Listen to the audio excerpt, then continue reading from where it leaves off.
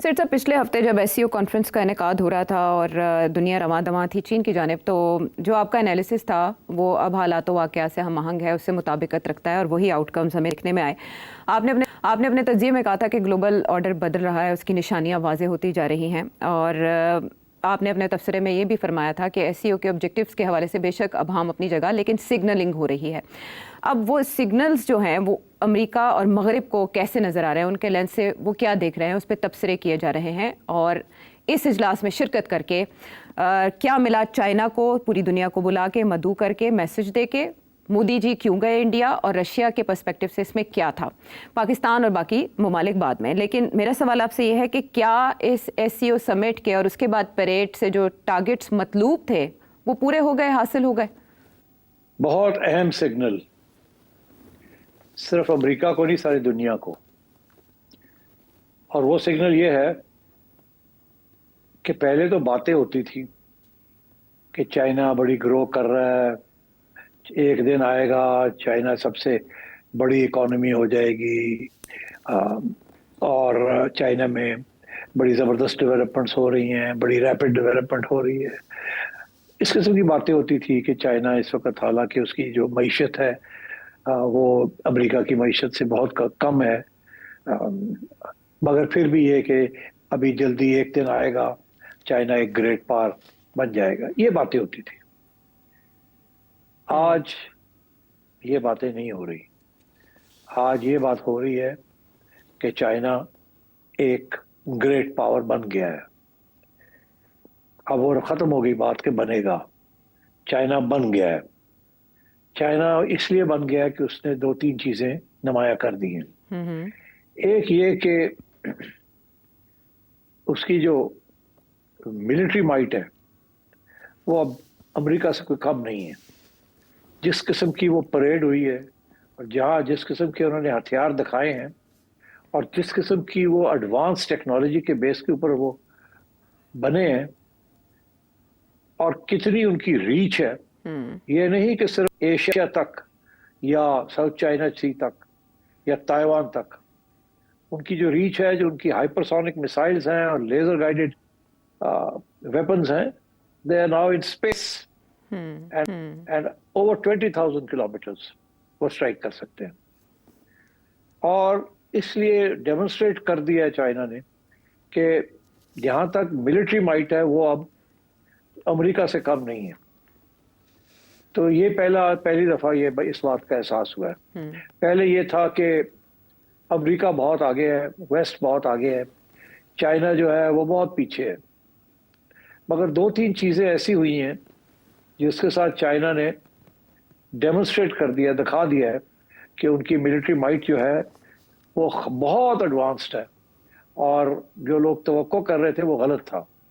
सबसे पहला इशारा तो पाकिस्तान के जरिए चाइना ने किया, और ये तो अब डोनाल्ड ट्रंप भी मानता है। कभी कहता है 5 जहाज गिराए, कभी कहता है 7 गिरा दिए। और वो एक चाइनीज टेक्नोलॉजी, चाइनीज असिस्टेंस और चाइनीज ट्रेनिंग के एक साथ मिलके ये हुआ कि इतनी एडवांस टेक्नोलॉजी वेस्ट की, जो कि राफेल में थी और जो इंडिया के पास थी, वेस्टर्न प्लस इजरायली टेक्नोलॉजी, उसको डिफीट किया। तो पहला तो ये निशान था। उसके बाद ये परेड के अंदर जो उन्होंने हथियार दिखाए, दे आर इनक्रेडिबल। अभी तो सारी दुनिया लगी हुई है उन्हीं के ऊपर बात करने के लिए कि ऐसी ऐसी चीज उन्होंने दिखाई है कि सोचा भी नहीं जा सकता था कि उनके पास ऐसे हथियार हैं या इतनी हाई डेवलपमेंट कर दी। दूसरी चीज ये कि एआई, आर्टिफिशियल इंटेलिजेंस, रोबोटिक्स, ये भी डेमोन्स्ट्रेट किया। दिस इज दुनिया को तवक्को ये नहीं कर रही थी जी। तो एक तरफ तो उन्होंने अपनी मिलिट्री माइट जो है ना वो दिखा दी है, और दूसरी तरफ उन्होंने ये दिखाया है कि सवाए वेस्टर्न लीडर्स के बाकी सारी दुनिया जो है वो अब ग्रेविटेट कर रही है टुवर्ड्स चाइना। चाइना को तस्लीम कर रही है as the leader of the global south.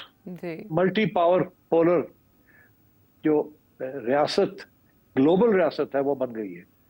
अब सिर्फ अमेरिका की रियासत नहीं है, सोल सुपर पावर नहीं है। चाइना ने डेमोन्स्ट्रेट कर दिया है कि politically, diplomatically and militarily and economically China is now another super power, और वो सुपर पावर जो है उसने सब लोगों को इकट्ठा कर लिया और सबके साथ हाथ मिला लिए, यहां तक कि वो इंडिया जो कि अमेरिकन कैंप में है, इंडिया भी अमेरिकन कैंप को छोड़ के और एससीओ पे पहुंच गया, क्योंकि इसको इग्नोर नहीं कर सकता। तो ये सूरत हाल है। तो चाइना ने बहुत बड़ी एक मैसेज दी है। अब यही डोनाल्ड ट्रंप और बाकी सारा यूरोप जो है इसको लेके बैठ के स्टडी करेगा कि इसका मतलब क्या है, क्योंकि अब वो जो इजारादारी थी, जो मोनोपोली थी वेस्ट की over economics and military might, वो अब खत्म हो गई है और खत्म होने जा रही है। तो that is the first important signal जो चाइना ने दिया। ओके सेठी साहब, लेकिन आपने कहा भारत वहां पहुंच गया है, आपको नहीं लगता कि भारत आधा पहुंचा है? स्पेशली जो मैसेजिंग भारत के पर्सपेक्टिव से हुई कि अपने सोशल मीडिया पर उन्होंने अपनी तस्वीर तो शेयर की शी जिनपिंग और व्लादिमीर पुतिन के साथ, but at the same time वो परेड में मौजूद नहीं थे, जयशंकर उनके हमरा नहीं गए, और फर्स्ट टाइम ऐसे हुआ है कि वो डेलीगेशन में नहीं थे। नासाजी तबीयत वजह बताई जा रही है बेशक, बट भारत इस एससीओ में शिरकत के बाद खड़ा कहाँ है? वो तो ग्लोबल नॉर्थ को भी नहीं छोड़ पा रहा, और इसके बाद क्या वो मुकम्मल तौर पर इस कैंप में आ जाएगा? आप सही कह रही हैं। मेरा ख्याल है भारत इस वक्त इतनी फॉरेन पॉलिसी कंफ्यूजन का शिकार है कि उन्हें खुद समझ नहीं आ रही कि वो आ रहे हैं, जा रहे हैं, कहाँ खड़े हैं, कहाँ जाना है। एक तरफ वो अमेरिका के कैंप में है, तजारत भी अमेरिका के साथ है और वहां से सरप्लस भी आता है। अमेरिका की मार्केट के बगैर बहुत मुश्किल है उनके लिए। उनकी आईटी जो सारी सर्विसेज है वो भी अमेरिका खरीदता है, और बाकी जो कॉटन रिलेटेड गारमेंट्स इंडस्ट्री है वो भी अमेरिका खरीदता है ज्यादातर, और उनका सरप्लस भी जो है वो अमेरिका से आता है। एक तरफ तो ये है, दूसरी तरफ वो क्वाड का हिस्सा है। क्वाड एक अमेरिका ने बनाया था चाइना के खिलाफ एक महाज, जिसके अंदर इंडिया, जापान, ऑस्ट्रेलिया और अमेरिका थे। इसके अलावा फिर वो फाइव आइज भी है। तो बहुत सारे ऐसे महाज बनाए हैं अमेरिका ने और वेस्ट ने, जिसके अंदर इंडिया जो है उनका हिस्सा है। अब इस इंडिया के लिए ये प्रॉब्लम बन गया है कि डोनाल्ड ट्रंप के साथ झगड़ा हो गया ओवर पाकिस्तान। इंडिया 20 साल से अमेरिकन एडमिनिस्ट्रेशन जो आती थी उनका यही रवैया था कि एशिया के अंदर हमने इंडिया को सपोर्ट करना है, पाकिस्तान को टैक्टिकली करना है, strategically India is the only country जो चाइना के खिलाफ खड़ी हो। तो उन्होंने इंडिया को बनाया था जी। अब इंडिया को आदत पड़ गई थी कि ऑफ स्पेशल ट्रीटमेंट, इसीलिए उन्होंने ये कहना शुरू कर दिया था कि हमें पाकिस्तान के साथ मत मिलाएं, हाइफनेट मत करें। एक बात। दूसरी बात, उन्होंने ये कहनी शुरू कर दी थी कि we are a great power, हम बड़ी ग्रेट सिविलाइजेशन है, हिंदू सिविलाइजेशन है। मैंने आपसे कहा था ना कि उन्होंने कहा था कि इजराइल कि क्रिश्चियन बॉम्ब है, जूइश बॉम्ब है, इस्लामिक बॉम्ब भी आ गया, कम्युनिस्ट बॉम्ब भी है, तो अब हिंदू बॉम्ब भी हमने बनाना है, और बना लिया है। तो वो एक सिविलाइजेशनल अप्रोच ले रहे थे। उनका ख्याल था कि अब इसके बेसिस के ऊपर वो भी एक ग्रेट पावर, उनकी भी वही हैसियत हो जाएगी। और उन्हें स्पेशली फख्र था अपनी मईशत के ऊपर, क्योंकि उनकी मईशत काफी तेजी के साथ बढ़ रही है। तो इंडिया अब कह रहा है कि जी हम 4th largest economy in the world है, पॉपुलेशन भी हमारी बहुत बड़ी है, तो we should be considered like a great power. मगर वो है नहीं। अभी मैं देख रहा था तबसरे जो इंडिया में हो रहे हैं वो अब ग्रेट पावर से हट के आ गए मेजर पावर। जहाँ मसला उनके लिए अब ये बन गया है कि जो ग्रेट पावर अमेरिका है वो समझता है कि ये ग्रेट पावर नहीं बन सकते, और हमारे अंडे हमने अपने इंडिया के अंदर बास्केट के अंदर नहीं रखने।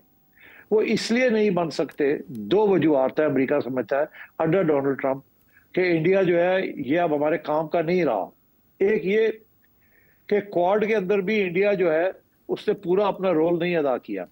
इंडिया ऐसे ऐसे करता है बिकॉज इंडिया ने अपनी तरफ से न्यूट्रलिटी शो करना चाहता है। अमेरिका न्यूट्रलिटी को नहीं समझता, वो कहते हैं आप हमारे साथ हैं या हमारे खिलाफ है। और क्वाड के अंदर आप हमारे साथ हैं, हमने चाइना के खिलाफ एक महाज बनाया है, तो अब आप ये क्या, तो आप जो है कमजोर हैं आप तो।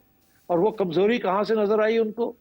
ये जो पीछे जंग हुई पाकिस्तान के साथ, America was in a state of shock कि ये इंडिया के साथ हुआ क्या है, पाकिस्तान ने पिटाई कर दी। और पाकिस्तान के साथ चाइना मिल गया, ये तो बहुत बड़ा ब्लॉक बन गया। जी। तो इस इंडिया तो इसको हैंडल नहीं कर सकता। फिर अमेरिका ने ये देखा कि अब फिर हमारे इंटरेस्ट क्या है इंडिया के अंदर। अगर इंडिया चाइना के खिलाफ खड़ा नहीं हो सकता और पाकिस्तान के खिलाफ नहीं हो सकता, तो चाइना के खिलाफ कहाँ खड़ा होगा? जी। तो फिर हम क्या करें? तो उन्होंने देखा कि भाई यार जरा देखें तो सही पाकिस्तान के पास क्या है। तो जब उन्होंने पाकिस्तान की तरफ देखा तो उन्हें दो तीन चीजें नजर आई। उन्हें क्या नजर आया? उन्हें एक तो ये नजर आया कि ये तकड़े लोग ने हाँ में हाँ मिला के करते हैं। हमने इनको कहा सीज फायर कर डन, जल्दी फैसले और हमें नोबेल प्राइज के लिए नॉमिनेट कर दिया। वाह जी। क्या बात हुई। फर्स्ट। दूसरी बात उन्होंने कहा कि यार इनके पास तो रेयर अर्थ मिनरल भी बड़े हैं। जी। वो तो इनके पास पैसे नहीं है निकालने के लिए, मगर सारी रिपोर्ट्स जो आ रही हैं वो यही आ रही है कि इनके पास रेयर अर्थ मिनरल्स है। और वो तो इंडिया के पास नहीं है। इंडिया चाइना से लेता है, हम चाइना से लेते हैं। और अगर हमारे तल्लुकात चाइना के साथ अच्छे नहीं होने तो फिर हमें कोई और सोर्स भी तो ढूंढनी चाहिए। और ये तो तैयार है, ये तो कहते हैं आ जाओ, हम तो कानून भी चेंज कर देते हैं ताकि आपको अकोमोडेट कर ले। हाय निकाले रेयर अर्थ मिनरल्स, 16 आने जो 12 आने तुसी ले जाओ, 4 आने सानू भी दे देना, कोई गल नहीं, आ जाओ आ जाओ आ जाओ। जी। तो डॉक्टर साहब ने कहा यार ये तो जबरदस्त, ये तो जबरदस्त। हाँ। फिर इन्होंने कहा कि यारो हमारी वो क्रिप्टो करेंसी, होने का लो ए लो 2 मिलियन $10 मिलियन। और लो मेरी फैमिली का भी खाता पूरा हो गया। उन्होंने कहा और उन्होंने कहा यार देखो अफगानिस्तान के अंदर आईसिस है, ये सारे बैठे हुए वहां, बड़ा ही टेररिज्म का वो बेस है। तो पाकिस्तान के बगैर हम कैसे टैकल करेंगे उसको? और फिर पाकिस्तान ऐसी जगह पे बैठा है जहां ईरान साथ है और अफगानिस्तान और ईरान, तो हमें तो यहाँ होना हमारा बड़ा जरूरी है, क्योंकि ईरान के साथ तो हमारे झगड़े चल रहे हैं और टेररिज्म बन रही है अफगानिस्तान में, तो हमारा होना यहाँ जरूरी है। पाकिस्तान के साथ अच्छे तल्लुकात होंगे तो हमें यहाँ कोई लेवरेज मिलेगी। जी। और आखिरी पॉइंट ये है कि यार कल को अगर इसराइल के साथ करना है इस्लामिक वर्ल्ड ने, जी। तो पाकिस्तान के बगैर कैसे हो सकता है? तो मैंने कहा यार ये भी एक प्लस पॉइंट है पाकिस्तान के लिए। जी। तो मेरा ख्याल है ये है कि इंडिया को जरा थोड़ा सा टाइट किया जाए। और तो जुबान इनको समझ नहीं आती, तो पाकिस्तान के साथ तल्लुकात अच्छे रखने चाहिए, दोनों का फायदा है इसके अंदर। तो मेरा ख्याल है इस किस्म की सोच डोनाल्ड ट्रंप की और उसकी इस एडमिनिस्ट्रेशन की है कि इंडिया की वो हैसियत नहीं रही जो पहले थी। अब पाकिस्तान को टैक्टिकली लिफ्ट कराने की जरूरत है और स्ट्रेटेजिकली इंडिया जो है is not shooting us anymore. और अगर या तो हमारी सारी बात मान जाए तो फिर ठीक है, हमें जो हम कह रहे हैं वो करे, और अगर नहीं करता तो फिर देखा जाएगा। तो एक तरफ तो ये हुआ, दूसरी तरफ नरेंद्र मोदी जो है वो उसका सारा हिंदुत्व का जो प्रोजेक्ट है उसके 3 सतून है। एक सतून ये है कि अंडर हिंदुत्व बीजेपी हम ग्रेट पावर बनने जा रहे हैं जी। दूसरा सतून ये है कि हम अमेरिका के बेस्ट फ्रेंड्स हैं। और तीसरा सतून ये है कि पाकिस्तान के खिलाफ है, मुसलमानों के खिलाफ है, इसी वजह से हमें वोट मिलता है। ठीक है। अब तीनों सतून जो है वो खतरे में आ गए। जी। खतरे में आ गए बिकॉज वो एक्सपोज हो गया है नरेंद्र मोदी। अमेरिका उसका दोस्त नहीं रहा उस तरीके के साथ, ग्रेट पावर वो बनने से रहे, वो तो अब कोई चांस ही नहीं है। चाइना ने डेमोन्स्ट्रेट कर दिया कि ग्रेट पावर होता क्या है। तो और पाकिस्तान ने डिफीट कर दिया है जंग के अंदर, और कोई इम्कान नहीं है कि अगर इंडिया फिर कुछ करने की कोशिश करेगा तो फिर भी इसी किस्म का जवाब मिलेगा। क्योंकि पाकिस्तान अब अकेला नहीं है, चाइना के उसके साथ है, इट्स वन, एक ही समझे आप फॉर मिलिट्री पर्पसेस। तो इसलिए इंडिया ने भी ये सोचा कि यार इस वक्त तो हमने अपनी फॉरेन पॉलिसी की सोचना पड़ेगा, डोमेस्टिक पॉलिसी सोचनी पड़ेगी। और तीसरी बात ये है कि फिर अमेरिका को भी कुछ ना कुछ तो सिग्नल जाना चाहिए ना कि भाई ऐसी तो नहीं है कि आप हमें पुश ओवर धक्का दें तो हम चढ़ जाए। हम आपके गुलाम तो नहीं है, हम तो बहुत बड़े, अभी भी ग्रेट पावर नहीं है तो बिग पावर तो है, मेजर पावर तो है। चलो फिर हम भी जरा चाइना के साथ जाके बैठते हैं, जरा अमेरिका को थोड़ी घबराहट तो होगी कि हम भी उठ के चले गए चाइना के उधर चले गए। तो इसलिए फिर ये इन्होंने ये फैसला किया कि चाइना के साथ कुछ थोड़ा बहुत किस मेकअप करना चाहिए, और ताकि ये बैलेंसिंग एक्ट हम कर सके। अब पाकिस्तान तो मास्टर है इस बैलेंसिंग एक्ट का, इसको पता ही है आपको। अब इंडिया की भी यही कोशिश है कि किसी तरीके के साथ कोई बैलेंसिंग एक्ट किया जाए ताकि अमेरिका जो है वो भी रहे और हम एससीओ का हिस्सा भी रहे। अच्छा, इसमें जो एडवांटेज थोड़ा सा मिला नरेंद्र मोदी को, वो ये है कि रशिया भी ये चाहता है कि, और चाइना भी ये चाहता है कि इंडिया जो है अमेरिका से दूर हो और एससीओ में आए। और अगर वो एससीओ में आ जाता है तो उसका ये मतलब है कि वो चाइना की लीडरशिप को एक्सेप्ट करता है। बिकॉज चाइना का जो मॉडल है वो ये है कि ग्लोबली मल्टीलैटरलिज्म होनी चाहिए, मल्टीपोलैरिटी होनी चाहिए, जी। मगर एशिया के अंदर एक ही ग्रेट पावर है, दो ग्रेट पावर एशिया में नहीं हो सकते। आप समझ रहे हैं? जी। तो इसलिए आई थिंक इंडिया के लिए ये प्रॉब्लम बना है कि अब वो, उसकी हैसियत क्या होगी। ना वो ग्रेट पावर है, ना वो एशिया के अंदर ग्रेट पावर बन सकता है। ग्लोबल तो छोड़ ही दे, यहाँ तो चाइना बैठा है जी। और सारी दुनिया ने जाके और चाइना को तस्लीम कर लिया है। सारे सेंट्रल एशिया ने तस्लीम कर लिया है, मिडिल ईस्ट ने तस्लीम कर लिया है, लैटिन अमेरिका तस्लीम करने जा रहा है। तो ये इतना बड़ा जो चाइना ने ये जो कदम उठाया है और डेमोन्स्ट्रेट किया है, इसके साथ सारे जो इक्वेशंस थे पुराने वो सारे तब्दील हो गए। और इस वक्त जिनको कहते हैं ना पसूड़ी पई यूरोप और अमेरिका के, अब आगे अब क्या होगा, नया वर्ल्ड ऑर्डर जो है वो कैसे बनेगा और कैसे चलेगा।